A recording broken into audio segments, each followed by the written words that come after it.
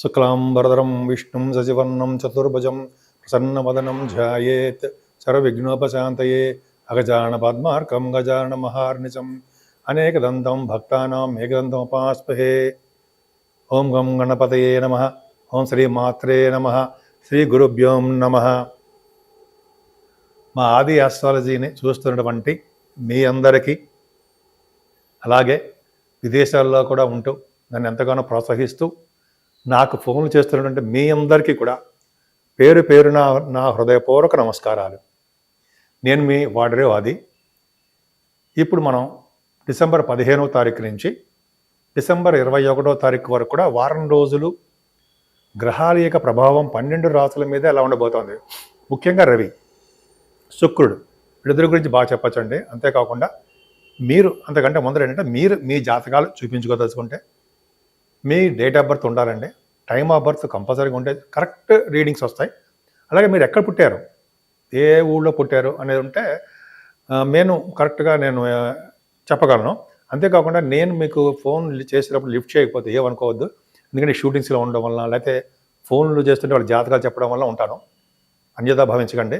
మీరు WhatsApp number కింద ఉంది, ఆ నెంబర్కి మీరు ఫోన్ చేస్తే, ఫోన్ చేయకపోయినా సరే మీ మెసేజ్ పెడితే మీకు ఏం కావాలి, వివాహమా, ఉద్యోగమా, అయితే స్టాంపింగ్ విదేశాలకు వెళ్తుంటప్పుడు H1B వీసాలు ఉంటాయి కదా, వాటి ప్రాబ్లమా, స్టాంపింగ్ అవ్వడం ప్రాబ్లమా, చాలా ఉంటాయి కదండి, చిల్డ్రన్ ప్రాబ్లమా, ఇవన్నీ కూడా జాతకాల్లో క్లారిటీగా ఉంటుంది. బట్ ఏంటంటే సాఫ్ట్వేర్ని బట్టి డేట్స్ మారుతున్నాం తప్ప ఖచ్చితంగా అవకాశాలు ఉన్నాయి, మంచి కరెక్ట్గా చెప్పడానికి అవకాశాలు ఉంటాయి. సో మీకు మీరు తెలుసుకోవాలనుకుంటే మీ డేటా ఇవన్నీ క్లియర్గా మీరు తెలుసుకోవాలనుకుంటే కింద స్క్రోల్ అవుతున్నటువంటి ఆది ఆస్ట్రాలజీకి మీకు ఫోన్ చేయండి, అయితే మెసేజ్ పెట్టండి. ఒకవేళ మీరు లిఫ్ట్ చేయబడిందో చెప్పినట్టుగానే నేను మళ్ళీ నా షూటింగ్స్ అవన్నీ అయిపోయిన తర్వాత నేను మరి ప్రత్యేకంగా మీకు ఫోన్ చేసి మిమ్మల్ని పలకరించి మీకు ఏం కావాలో అన్నీ కూడా తెలుసుకుని నేను మళ్ళీ మీకు చెప్తాను. సో ఈ విధంగా మీకు వీలుంటే మీరు చేయండి. తప్పకుండా ఎవరికో చెప్పను, నేనే పర్సనల్గా ఇవన్నీ కూడా చూస్తూ ఉంటాను. సరేనండి. ఇప్పుడు మనం డిసెంబర్ నెల మనం తెలుసుకుందాం. డిసెంబర్ నెల 15వ తారీఖు నుంచి 21 వరకు కూడా 12 రాశుల వాళ్ళకి ఎలా ఉంటుందో తెలుసుకుందాం. సింహరాశి వాళ్ళకి ఈ వారం మొత్తం కూడా చాలా బాగుంటుంది. ధనం విషయంలో ఏమాత్రం ఇబ్బంది పడరండి. మీ జాతకాల రీత్యా చూసుకోండి, ఇబ్బంది పడవలసిన అవసరం ఉండదు.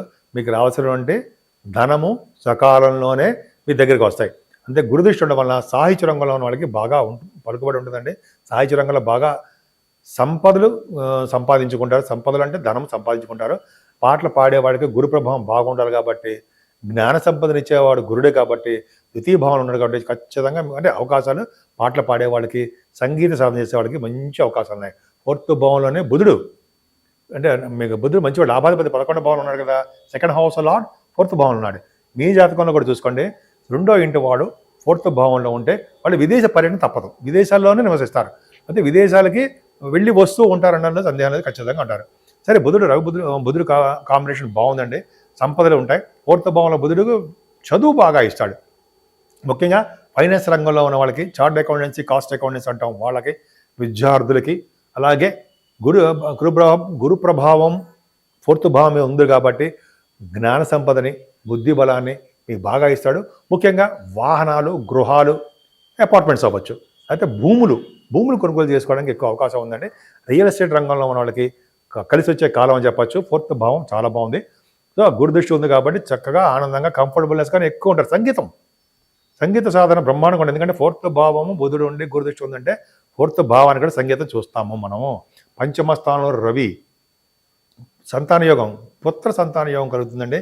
పంచమ స్థానంలో రవి ఉండడం వల్ల వాళ్ళకి ఎక్కువ పూజలు, పునస్కారాలు, దైవభక్తి ఎక్కువ మెండుగా ఉంటాయి. కానీ 6వ భావంలో శుక్రుడు మాత్రం మంచివాడు కాదండి. 3rd హౌస్ లార్డ్ అయ్యాడు, దశమాధిపతి అయ్యాడు. శుక్రుడు 6వ భావంలో మన జాతకాల్లో 6వ భావంలో శుక్రుడు అంతగా యోగించాడు. చెడు ప్రభావాలు, చెడు యోగము, చెడు అంటే కొద్ది చిన్న ప్రభావాలు, వేరే వ్యక్తులతో పరిచయాలు, అంటే వేరే వ్యక్తులతో అంటే మనం సంబంధించిన వాళ్ళు కాకుండా వ్యక్తులతో పరిచయాలు, అంత శుక్రుడు ప్రభావం అంత అద్భుతంగా మాత్రం లేదు. కానీ 7వ స్థానంలో శని ఉన్నాడండి. 7వ స్థానంలో శని కూడా వివాహ శుభకార్యాలు చెడగొడతాడు. 6వ ఇంటి వాడుగా 7వ భావంలో ఉన్నాడు. లేట్ చేసేస్తుంటాడు ఆయన. వివాహ శుభకార్యాలు లేట్ చేయడానికి అవకాశాలు ఎక్కువ ఉంటాయి. కొంతమంది భార్య భర్తలు దూరంగా ఉండడానికి అవకాశాలు ఉన్నాయి. అంటే భార్యాభర్తల విషయంలో కొంచెం ప్రాబ్లమ్స్ క్రియేట్ చేస్తూ ఉంటాడు సప్తమ స్థానంలో ఉన్న శని. సరే అష్టమ స్థానంలో రాహు కూడా తప్పండి. అంటే మీకు భార్యాభర్త ప్రభావమే కాకుండా అటు ఫ్రెండ్ సర్కిల్లో ప్రభావం కాకుండా మీ ఆరోగ్య సమస్యలు కూడా ఉండడానికి అవకాశం ఉంది. కొద్దిగా జాగ్రత్తగా ఉండండి. ఆరోగ్య సమస్యలు అంటే కొద్దిగా హెల్త్ ప్రాబ్లమ్స్, ఎక్కువగా మీరు కష్టపడిపోవడము, ఉద్యోగంలో కానీ వ్యాపారంలో కానీ కొద్దిగా ఎక్కువ ఆలోచించేయడము, భయపడము, ఇవన్నీ ఉంటాయి. సో రాహు దేహానికి అనారోగ్యాన్ని, ఇంటిలో గృహ ప్రియుడని కలిగించడానికి అవకాశాలు ఉన్నాయి. సో మనం భయపడతామా? భయపడవలసిన అవసరం లేదండి. మమ్మల్ని ఏదో భయపెడుతున్నట్టు, భయపెట్టడానికో ఏమీ చెప్పండి. మీరంటే మనం కాదు, ఎవ్వరికీ ఏముండదండి. కాకపోతే రాహు సంబంధించిన పూజలు చేసుకుంటే మనకి సత్ఫలితాలు వస్తాయి, ఆనందంగా తృప్తిగా ఉంటామండి. ఈ భయాలు, బాధలు వీటన్నిటిని దూరం చేసేవాడు రాహువే కదా, శని రాహువులు. శని భగవానుడికి రాహుకి పూజలు చేసుకోండి. అష్టమ స్థానం రాహు కూడా మంచివాడు కాదు కాబట్టి ప్రయాణాల్లోనూ నీటి వలన ప్రమాదం కలగడానికి అవకాశం ఉంది. అమ్మవారిని ఆరాధించడం వలన మీకు సర్వ శుభాలు, సర్వ సుఖాలు కలుగుతాయి. సరే మీ రాశికి భాగ్యస్థానం శని చూడడము, భాగ్యాధిపతి వైభవంలో అంత మంచిది కాదండి. బిజినెస్ రీత్యా మీకు ప్రాబ్లమ్స్ వస్తాయి. కానీ అదే ప్రాబ్లమ్స్ రావడమో కాకుండా ఈ ల్యాండ్స్ బిజినెస్ ఉంటుంది కదా, రియల్ ఎస్టేట్ రంగం ఉంటాం కదా, రియల్ ఎస్టేట్ రంగంలో ఉన్న వాళ్ళు కూడా ఎక్కువగా ఖర్చులు అయిపోతుంటాయండి. బాగా ధనం ఏమైపోతుంటుంది, వాళ్ళ భూములకి వాల్యూ రాకుండా ఉంటుంది. వాళ్ళ భూములకి అమ్ముడుపోవడానికి అవకాశాలు తక్కువ ఉండడానికి అవకాశాలు ఉంటాయి. ఇలాగా మీ జాతకాల రీత్యా ఉంటుంది అనుకోండి. మెయిన్ దశలు బాగుంటుంది. కానీ 9th హౌస్ లార్డ్గా అండ్ 12వ భావంలో ఉండి 12వ భావాధిపతి కలిసాడు చంద్రుడితో. ఫారిన్ యోగం తప్పదు. 16, 17 తారీఖుల్లో మీరు బహుశా ఫారిన్ కంట్రీస్ వెళ్తారండి. నేను కాదు, అందరికీ మీ జాతకాల రీత్యా అని చెప్తున్నాను. ఏ ఒక్కరికి ఉద్దేశం చెప్తుంది కాదు. మీ జాతకాల రీత్యా ఈ వారంలో మీరు విదేశీయానం వెళ్ళడానికి అవకాశం ఉంది. సపోజ్ మీరు విదేశాల నుంచి వచ్చారు, మీ పనులు అయిపోయిన వెంటనే మీరు విదేశాలు వెళ్ళిపోతారనమాట. అలా విదేశాలు వెళ్ళడానికి అవకాశాలు ఎక్కువనే. షూటింగ్ రీచ్ కూడా అవ్వచ్చు, చదువు రీత్యా అవ్వచ్చు. కానీ అక్కడ ఎక్స్పెన్సివ్గా ఉంటుంది బాగా కొన్నాళ్ళ పాటు. కానీ దశమంలో గురుడితో కలిసిన చంద్రుడు నాడండి, మీకు రాజకీయ రంగంలో పదవులు రావడానికి అవకాశం ఉంది. ఉన్నతమైన వ్యక్తులతో పరిచయం ఉంటుందండి. ముఖ్యంగా విదేశాల్లో ఉన్న వ్యక్తులతో పరిచయాలు ఎక్కువ ఉంటాయి. అంటే మీకు మేనమామ మంచి వాళ్ళు అవ్వచ్చు. ఉద్యోగరీత్యా బాగా ఉంటుంది. ముఖ్యంగా ప్రైవేట్ రిలేటెడ్ ఇండస్ట్రీలో కానీ, బ్యాంకింగ్ రంగంలో కానీ, విద్యా సంస్థల్లో కానీ, లాయర్స్, డాక్టర్స్ వృత్తిలో వాళ్ళకి కానీ గురు ప్రభావం కదండి. బాగా వాళ్ళు టాక్టివ్గా, ధారణ బాగుంటుంది కదా, వాళ్ళకి బాగా వాక్చాతుర్యం, పైగా బుధుడి ప్రభావం కూడా ఉంది కదా. కాబట్టి దశమస్థానంలో అనేది బ్రహ్మాండంగా ఉంటుంది. దశమస్థానంలో గురు ప్రభావం బాగుంటుంది. గజకేశ్వరితో ఉన్నాడు కాబట్టి ధనయోగాన్ని, కీర్తిని, మంచి కీర్తి ప్రతిష్టలు ఉండడానికి అవకాశాలు ఎక్కువ ఉన్నాయి. దశమంలో గురుడు చాలా యోగవంతంగా ఉంటాడు. అంతేకాకుండా మీ 12వ భావంలో కూడా కుజుడు చంద్రుడితో ఉన్నాడు కాబట్టి 12th house lord 9th house lord కలిసి ఉన్నాడు కాబట్టి ప్రయాణాలు తప్పవు. 18, 19 తారీఖులు మాత్రం ఉంటుందండి, ఎక్కువ ఉంటుంది. సన్మానాలు జరుగుతాయి. విశేషంగా సన్మానాలు, మీకు ఖర్చులు అధికంగా ఉండడము, సుబ్రహ్మణ్య స్వామి యొక్క దేవాలయాలు చూడడము, అమ్మవారి యొక్క దర్శనం చేసుకోవడము ఈ వారం మొత్తం ఉంది. ముఖ్యంగా మీరు పూజించవలసిన దేవుడు అమ్మవారిని పూజించండి. ఎందుకంటే అష్టమ స్థానంలో రాహు ఉన్నాడు కదా.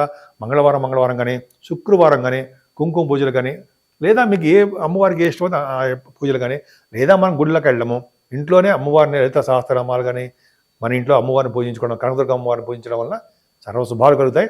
వెంకటేశ్వర దగ్గర దీపారాధన పెట్టడం మాత్రం మర్చిపోకండి. వెంకటేశ్వర స్వామిని కొలిస్తే చాలా అద్భుతం యోగాలు అంటే కలవ వెంకటేశాయ అంటాం కదా. కలియుగంలో వెంకటేశ్వర స్వామినే పూజించాలి. సో విష్ణువుని. సో ఈ విధంగా మీకు చెప్పేందుకు వాణి కాదు, గుర్తు చేస్తున్నాను. సో ఈ విధంగా పూజించడం వల్ల సర్వశుభాలు కలుగుతాయనడంలో సందేహం లేదు.